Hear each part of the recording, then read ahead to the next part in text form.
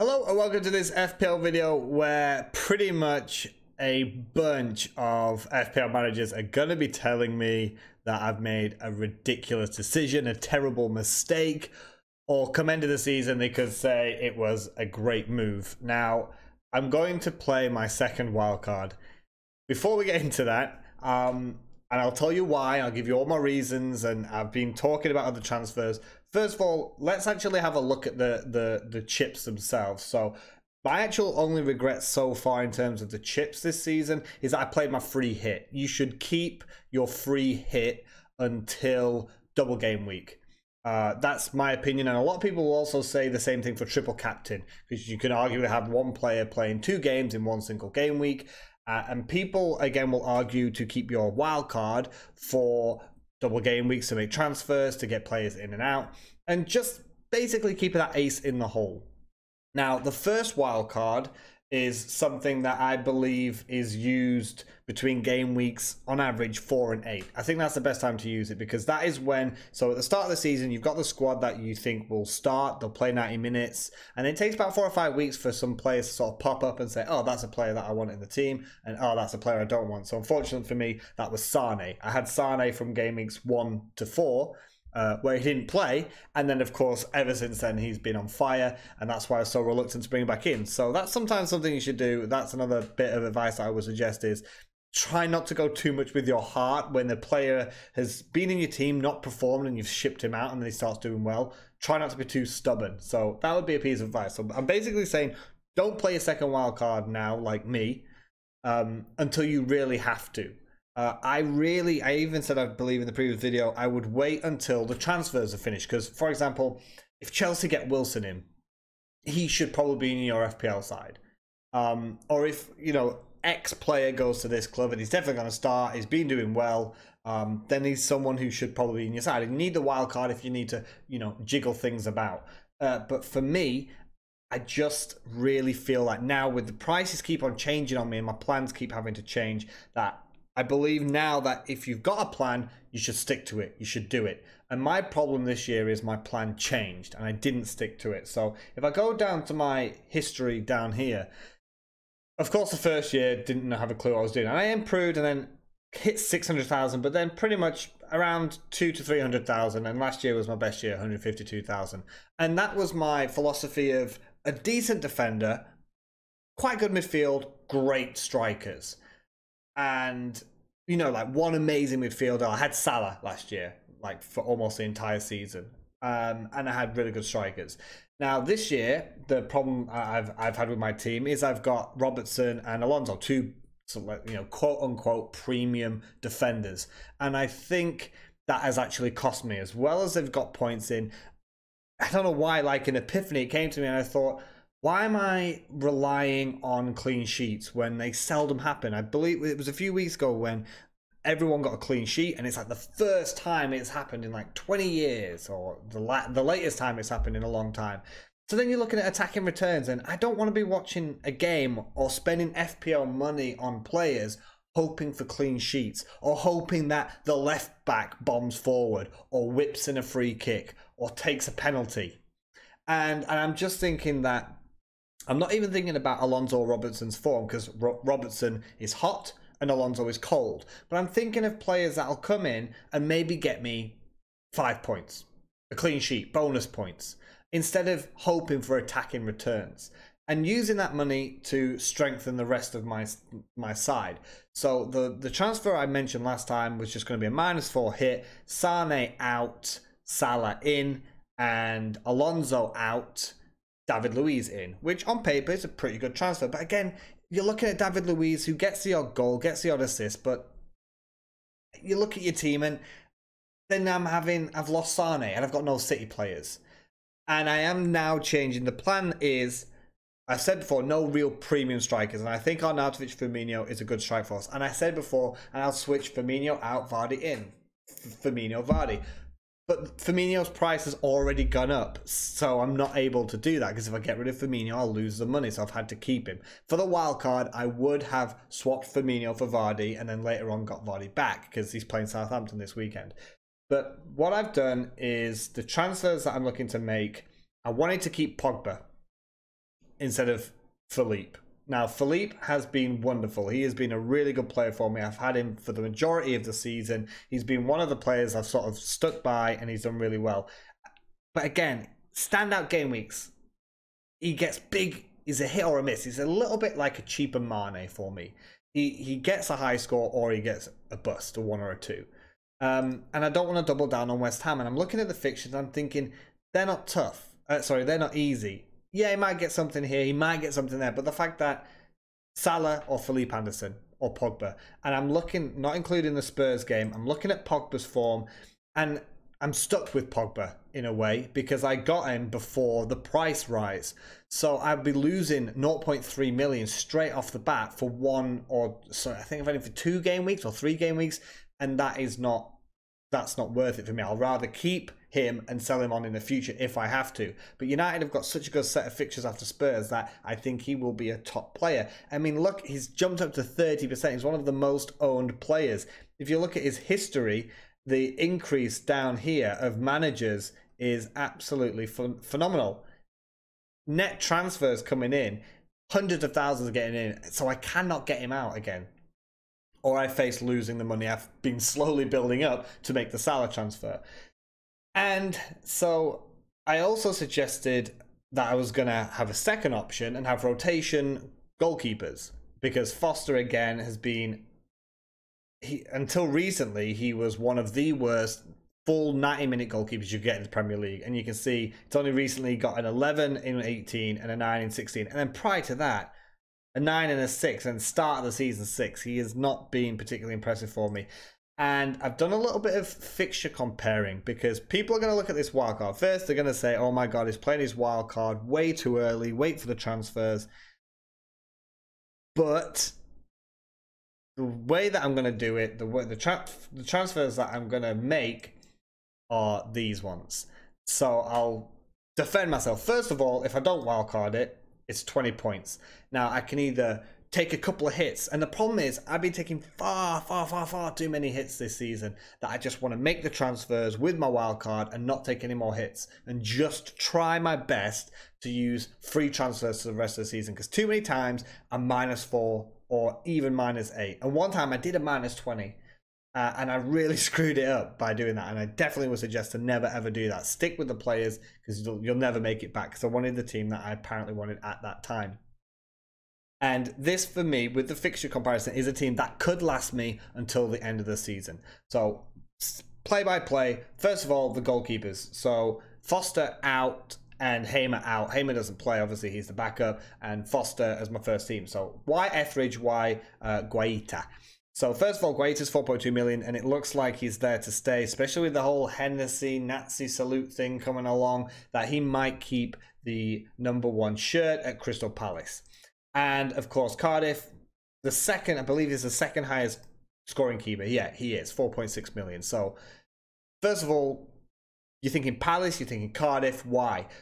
Fixture comparison, purely because I know Cardiff are a newly promoted side, but he has been the second best goalkeeper in the FPL, and too many times I'm being stubborn and I'm trying to ignore that stubbornness. And I'm looking at the fixtures and I've been thinking, all right, so game week 24 is away at Arsenal, and then I go to Crystal Palace and I have a look, and game week 24 away at Southampton. That is a more favourable fixture. If you look at the Palace fixtures and the Cardiff fixtures, they kind of swap with each other, and that is why you're going to look at the greatest defender of all time, Sol Bamba, coming in for Alonso. So I've got Wan-Bissaka, I've had him for most of the season, and again, I play 3 at the back. So Dean, however you want to pronounce his name, is probably going to be starting all of the games. Alexander-Arnold in for Robertson. Now, again, he's risen up throughout the season. He got dropped a couple of times. He got injured, but he looks like he is going to cement that right back slot. And for the price difference between him and Robinson, I'm basically swapping the left back for the right back, and he feels almost as dangerous. Of course, Robinson is slightly better, but Robinson's going into that territory of not being worth that much, like Alonso. If he was around 6 million, I would have had a difficult decision. But the fact that Robinson's price keeps going up, I'm just kind of thinking swap him for Trent now, whilst Trent is 5.2, and then I've got a Liverpool defender, and I basically swapped the left back for the right back. And Sol Bamba, Cardiff. Just like I said about Etheridge, the fact that Cardiff can be pretty solid, but I'm looking at the fixtures and, you know, four green fixtures in the next 5, and then the Arsenal game he'll swap out for Wan-Bissaka. So we're looking at Arnold, Wan-Bissaka, Digne, and Bamba swapping. But even Bednarek, Southampton could improve again, and I'm looking at the fixtures. They've got 4 reds left for the entire season.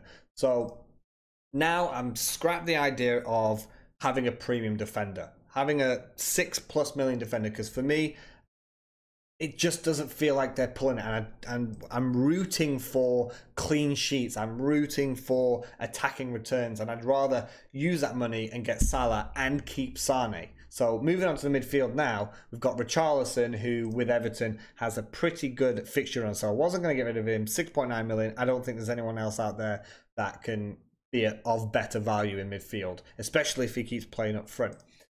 Hazard, Salah, Sane, Pogba. For me, that is a cracking midfield. Felipe Anderson was great, but now we've got Arnautovic and Firmino up front and Kamara. So first sub would be one of the defenders, and probably second sub Kamara, and then third sub another defender, depending on fixtures. But just when I'm looking at the fixtures, so Kamara is, you know, a little bit forgiven. He played 29 minutes and got another goal, 5 points. Cheapest backup third choice player you can have if that's the way you want to play it. But Fulham have got decent fixtures.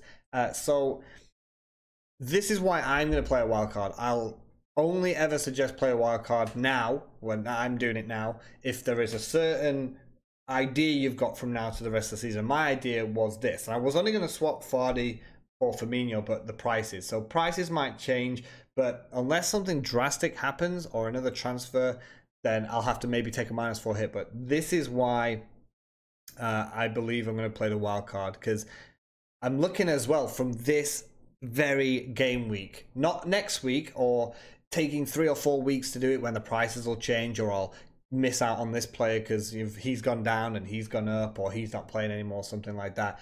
These players for the next few weeks seem pretty set on.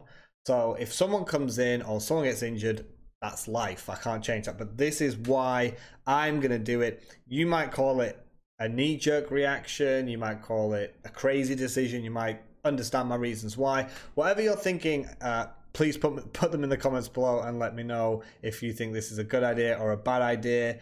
But yeah, so the idea has changed from basically a premium defender to just going for maybe clean sheets or a set piece goal. Having rotation goalkeepers, which I've never done before, but I'm thinking that might be worth it, because just sticking Foster in goal for every single game this season has basically got me nowhere.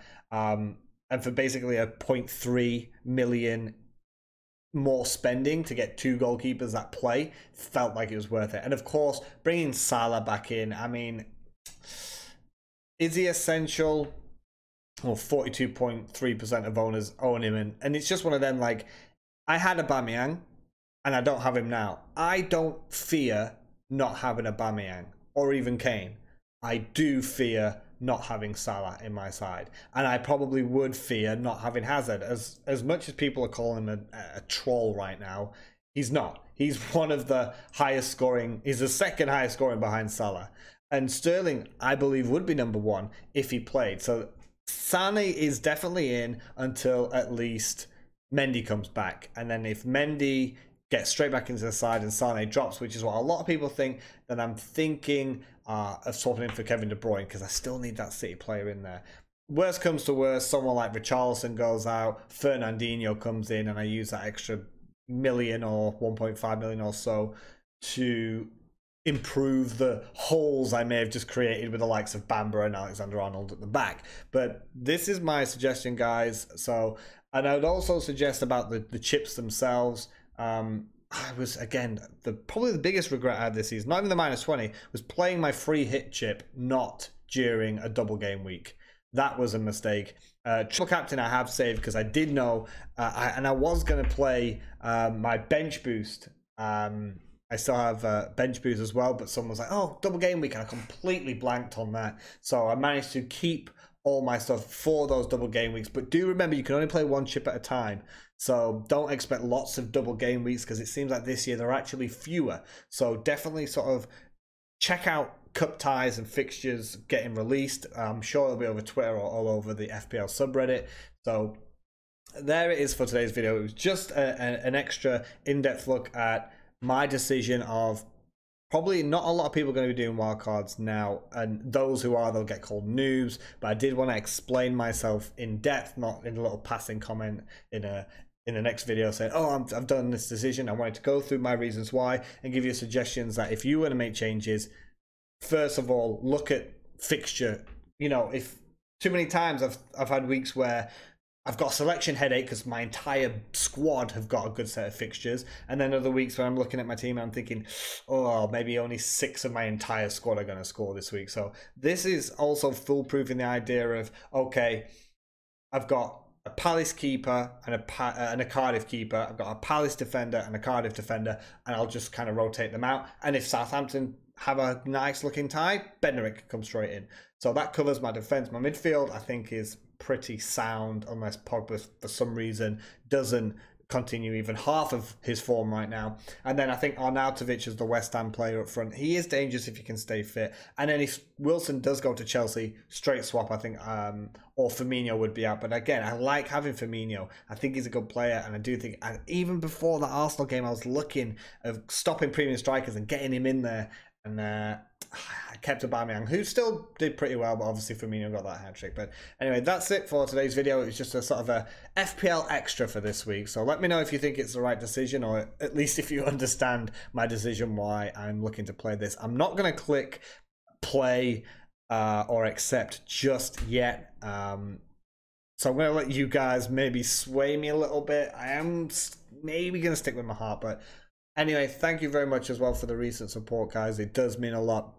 You suggested that this outlook and layout is better. You don't want to see the animation. You want to see this ugly mug in front of your face. So I really do appreciate the support. It does sort of spur me on. And I love talking about FPL. I live out in Taiwan, so there's no one else to talk to. If I'm playing video games with my friends online and talk about wildcards, I'm talking about making videos, and like, dude, I don't even know what FPL stands for. And I'm just like, okay, so this is my outlet for football and video games and stuff like that. So thank you very much for the support. I do appreciate it, and as always, have a good one.